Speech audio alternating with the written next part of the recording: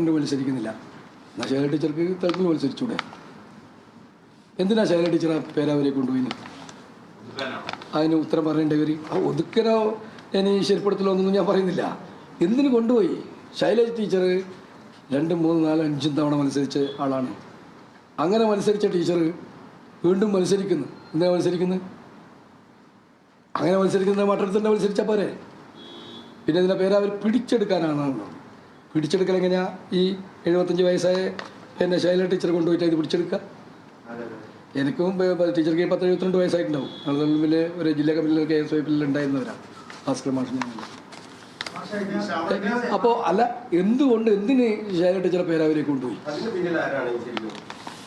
അത് നിങ്ങൾ അന്വേഷിക്കേണ്ട കാര്യം. എന്താ കാരണം അറിയാം? ടീച്ചറൊക്കെ അങ്ങനെ ടീച്ചർ ഈ ഗവൺമെൻറ്റിൽ വേണം, അല്ലെങ്കിൽ ഈ ടീച്ചർ MLA നിയമസഭയിൽ വേണം എന്ന അഭിപ്രായം ഉണ്ടെങ്കിൽ ടീച്ചറെ മട്ടത്തിൽ തന്നെ നിലനിർത്താം.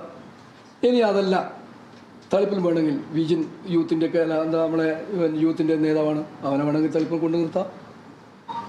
ഇതൊക്കെ ചെയ്യാമല്ലോ. പക്ഷേ ടീച്ചർ അവിടെ നാട് കടത്തുകയും എൻ്റെ ഭാര്യ എന്നെ ഇവിടെ നിൽക്കണമെന്ന് പറയുകയും ചെയ്യുന്ന നീതി എന്താണെന്ന് എൻ്റെ ചോദ്യം. അതിനാണ് ഉത്തരം കണ്ടുപിടിക്കേണ്ടത്.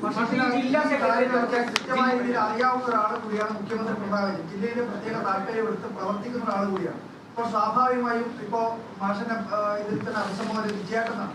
അപ്പോൾ ഈ കാര്യങ്ങളൊക്കെ മുഖ്യമന്ത്രി അറിഞ്ഞിട്ടും ഇതിനൊക്കെ മൗനാനുവാദം നടത്തുക, പാർട്ടി സെക്രട്ടറിയുടെ ഇത്തരം ചെയ്തികളൊക്കെ അറിഞ്ഞിട്ടും മുഖ്യമന്ത്രി ഇതിനൊക്കെ മൗനാനുവാദം നൽകുക. അതായത് അതിൽ പിണറായി കരുത്തനായ നേതാവാണ്. പിണറായിൻ്റെ കരുത്തന്നെയാണ് ഈ പാർട്ടിയെ മുന്നോട്ട് നയിക്കുന്നത്. ഒരു സംശയം ആർക്കില്ല, എനിക്കും ആ കാര്യം സംശയമില്ല. പക്ഷേ ആ കരുത്തനായ പിണറായി, എനിക്ക് പിണറായി ജില്ലാ സെക്രട്ടറി ആകുമ്പോൾ ഞാൻ ഏരിയ സെക്രട്ടറിയാണേ, അത്രയും ബന്ധം ഞങ്ങൾ തമ്മിലുണ്ടല്ലോ.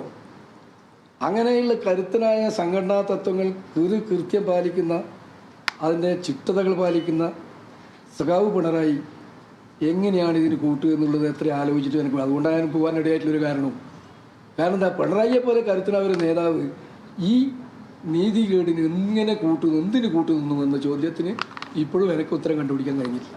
ഇത്തരം ചർച്ചകളൊക്കെ നടത്തുന്ന ഈ ജില്ലാ സെക്രട്ടേറിയറ്റിലെ മറ്റു നേതാക്കളുടെ ഒക്കെ നിലപാട് എന്താണ്? മാഷ് എടുക്കുന്ന പോലെ നിലപാടെടുക്കുന്ന ആളുകൾ ജില്ലാ സെക്രട്ടേറിയറ്റിൽ ഉണ്ടോ?